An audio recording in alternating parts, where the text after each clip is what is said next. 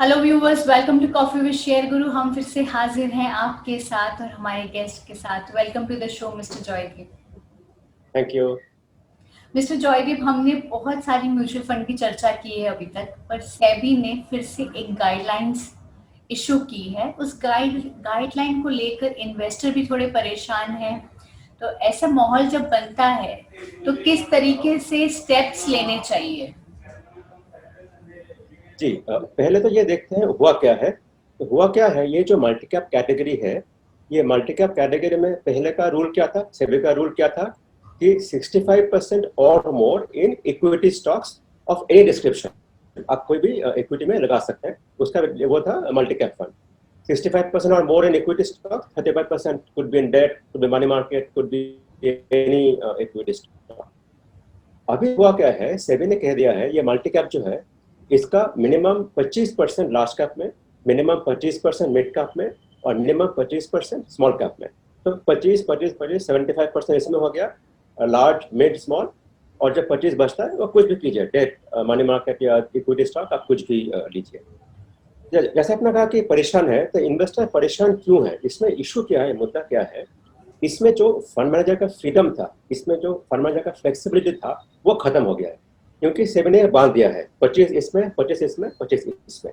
और दूसरा इशू क्या है, स्मॉल कैप जो है उसमें वैसे तो स्टॉक्स काफी सारे हैं, लेकिन ये कंपनी छोटे होते हैं, शायद मैं खराब नहीं बोलूंगा, शायद उतने अच्छे नहीं होते हैं।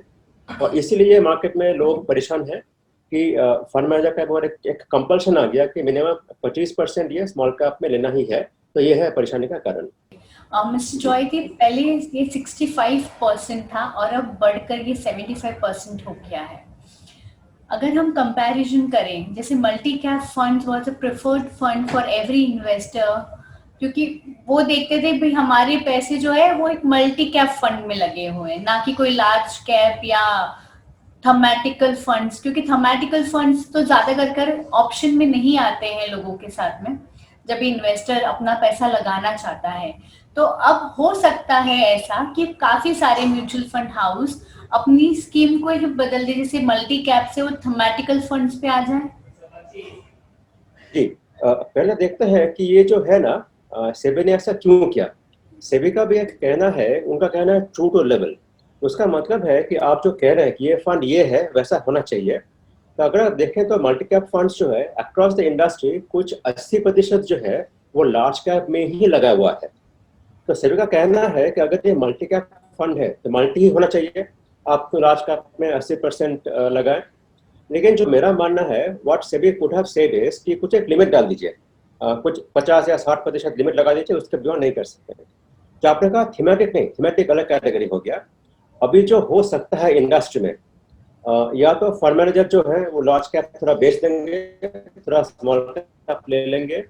या फिर फंड मैनेजर ऐसे भी कर सकते हैं कि ये फंड जो है ये किसी और के साथ मर्ज कर दे, मतलब उनके ही फंड हाउस में किसी और फंड के साथ मर्ज कर, या जो फंड का डिस्क्रिप्शन है, मतलब जो कैटेगरी में फिट हो रहा है, वो कैटेगरी ही परिवर्तन कर दे, यानी ये कैटेगरी से कोई दूसरे कैटेगरी में शिफ्ट कर दे, वैसा भी हो सकता है। इसमें थोड़ा टाइम लगेगा समझने के लिए कि पानी किधर बह रही है। तो जो मेरा मानना है कि जो कहना है कि निवेशक जो है अभी कुछ ना करें। कुछ ना करने का मतलब क्या है, अगर पैसा लगा हुआ है तो आप विड्रॉ मत कीजिए, थोड़ा देखिए, रुकिए कि क्या हो रहा है, पानी किधर जा रहा है। और अगर फ्रेश पैसा लगाना है तो इसमें मत लगाइए, तो पहले थोड़ा देख लीजिए क्या हो रहा है, आप लगाइए। लार्ज कैप है, मिड कैप है, लार्ज एंड मिड है, बैफ फंड है, फोकस्ड फंड है, कई अलग अलग कैटेगरीज है। अभी के लिए आप कहीं भी लगा सकते हैं। तो नए इन्वेस्टर्स मार्केट में आना चाह रहे हैं, उनको एक सजेशन है कि आप मल्टी फंड कैप को अभी फिलहाल के लिए ना चुनें जब तक इसमें सेटलमेंट नहीं आ जाता। तो, मिस्टर जॉयदीप, क्या ऐसे में इन्वेस्टर्स को ये सलाह दे सकते हैं कि उन्हें अपना फंड निकाल लेना चाहिए? नहीं, ऐसा नहीं है, क्योंकि देखिए जो सेबी ने जो टाइम की सीमा दी है वो है जनवरी। अभी सितंबर है, उनके पास भी टाइम है। वो धीरे धीरे लार्ज कैप बेचेंगे, स्मॉल कैप खरीदेंगे, वो सब करेंगे। तो इंडस्ट्री ने रिप्रेजेंट भी किया था कि ऐसा ना करें, लेकिन उसके बाद भी शायद कुछ इसमें परिवर्तन नहीं होगा। तो सेबी ने कह दिया, रूल डाल दिया, वो रूल हो गया है, शायद इसमें कुछ होना नहीं है। लेकिन अभी टाइम है, तो जल्दबाजी नहीं है। निवेशक का ऐसा कुछ नहीं है कि अभी वापस लें, अभी पैसा विड्रॉ कर, ऐसा कुछ है नहीं। थोड़ा रुकिए, देखिए कैसे जा रहा है। तो ये जो बात है कि विथड्रॉ करना है कि नहीं, ये बात कहाँ से आ रहा है? ये बात इसलिए आ रहा है, ये जो स्मॉल कैप स्टॉक्स है ना, ये छोटे छोटे कंपनीज हैं, और शायद फंड मैनेजर भी मिनिमम 25% छोटे कंपनीज लेना पसंद ना करें, ये मामला है। तो ठीक है, ऐसा कोई जल्दबाजी नहीं है, थोड़ा रुकिए, देखिए, अभी सब जनवरी तक टाइम है, अभी धीरे धीरे दिसंबर जनवरी तक हम निर्णय लेंगे। मिस्टर जॉयदीप, अगर हम नंबर्स देखें, जो मल्टी कैप फंड में एक अमाउंट इन्वेस्टेड है already, it is 1.4 lakh crore, बहुत बड़ा अमाउंट है। अगर ये अमाउंट को शिफ्ट कर दिया जैसे स्मॉल कैप में, मिड कैप में, तो कितना बड़ा मूवमेंट आ सकता है आने वाले टाइम में मार्केट में? देखिए, मूवमेंट तो बहुत बड़ा आ सकता है, लेकिन जो होने की उम्मीद है, अगर कोई एएमसी यानी म्यूचुअल फंड जो है अपना फंड का डिस्क्रिप्शन ही चेंज कर दे, या अपना फंड को किसी और फंड के साथ, अपने हाउस में कोई और फंड के साथ मर्ज कर दे, तो उतना बड़ा मूवमेंट नहीं आएगा। ये उतना बड़ा मूवमेंट तभी आएगा कि अगर सभी म्यूचुअल फंड जो है, जो 80% लार्ज कैप में बैठे हुए हैं, वो 80 से परचेज करने के लिए बेचना शुरू करें। अगर टाइम है, जनवरी तक टाइम है, अगर वो उतना बेचे तो, और अगर मर्ज कर दे तो इतना नहीं होगा। मैं इसलिए कह रहा हूँ कि अभी थोड़ा टाइम है, अभी समझने में ये टाइम लगेगा कि क्या हो रहा है, क्या कौन मर्ज कर रहे हैं, कौन मर्ज नहीं कर रहे हैं, उसके लिए। लेकिन हाँ, जैसे आपने कहा, अभी this is the second largest category, large cap के बाद ये सेकंड लार्जेस्ट कैटेगरी है, इसमें काफी सारा पैसा लगा हुआ है निवेशक का। जो बड़े हाउसेस हैं जो सिर्फ मल्टी कैप फंड पे ही फोकस रखे हुए थे, तो उनके लिए क्या दिक्कत आएंगी अभी? ये जो Kotak select multi cap fund है, फंड एक ही है। तो क्या है कि ये इंडस्ट्री में सबसे बड़ा मल्टी कैप फंड है, क्योंकि ये फंड अच्छा कर रहा था और निवेशक इसमें पैसा डाल रहे थे। तो उन्होंने जो कहा है वो भी अभी देख रहे हैं उनके पास ऑप्शंस क्या क्या है, उसमें से कोई एक ऑप्शन वो लेंगे। तो अगर कुछ ऑप्शन नहीं बचता है तो वो लार्ज कैप बेचेंगे, स्मॉल कैप खरीदेंगे।